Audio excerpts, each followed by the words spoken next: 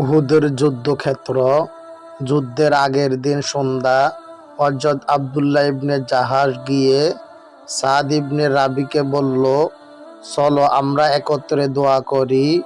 আমি দোয়া করব, তুমি আমিন বলবে, আবার তুমি দোয়া করবে, আমি আমিন বলবো। প্রথমে প্রার্থনা করলেন হযরত সাদ। তিনি দুটি হাত ঊর্ধ্বে তুলে বললেন, হে আল্লাহ, আগামীকালের যুদ্ধে এক ভীষণ যোদ্ধা আমাকে জুটিয়ে দিন। তাকে যেন যুদ্ধে পরাজিত করে আমি গাজী হতে পারি, আর তার পরিত্যক্ত মাল সম্ভার আমি লাভ করি। সাদের এই প্রার্থনায় আব্দুল্লাহ ইবনে জাহাশ আমিন বললেন। তারপর জাহাসের পালা।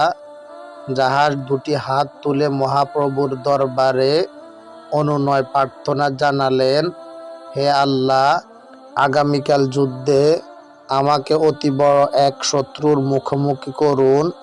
আমি যেন সর্বশক্তি দিয়ে তার মোকাবিলা করি এবং অবশেষে যেন শাহাদাতের অমিত স্বাদ লাভ করতে পারি।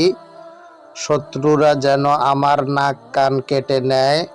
পরে কিয়ামতের দিন আমি যখন আপনার সমীপে উপস্থিত হব, তখন আপনি জিজ্ঞেস করবেন, আব্দুল্লাহ, তোমার নাক কান কেন কাটা গেছে? তখন আমি উত্তর দিব, হে আল্লাহ, আপনার এবং আপনার রাসূলের রাস্তায় কাটা গেছে। তখন আপনি বলবেন, হ্যাঁ, সত্যি আমার রাস্তায় কাটা গেছে। আব্দুল্লাহর প্রার্থনা শেষে সাদ আমিন বললেন।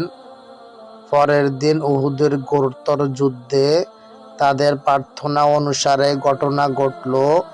সাদ গাজী হয়ে যুদ্ধক্ষেত্র থেকে ফিরে এলেন, কিন্তু হযরত আব্দুল্লাহ ইবনে জাহাশ তার প্রার্থনা মোতাবেক শহীদ হলেন। সন্ধ্যার সময় যখন শহীদের লাশগুলোর সন্ধান করা হলো, তখন দেখা গেল যুদ্ধক্ষেত্রের কেন্দ্রভূমিতে আব্দুল্লাহ শহীদ হয়ে পড়ে আছেন। তার নাক কান কাটা, তার হাতে তখনও তরবারি ধরা, কিন্তু শহীদের সে তরবারির অর্ধাংশ ভাঙ্গা।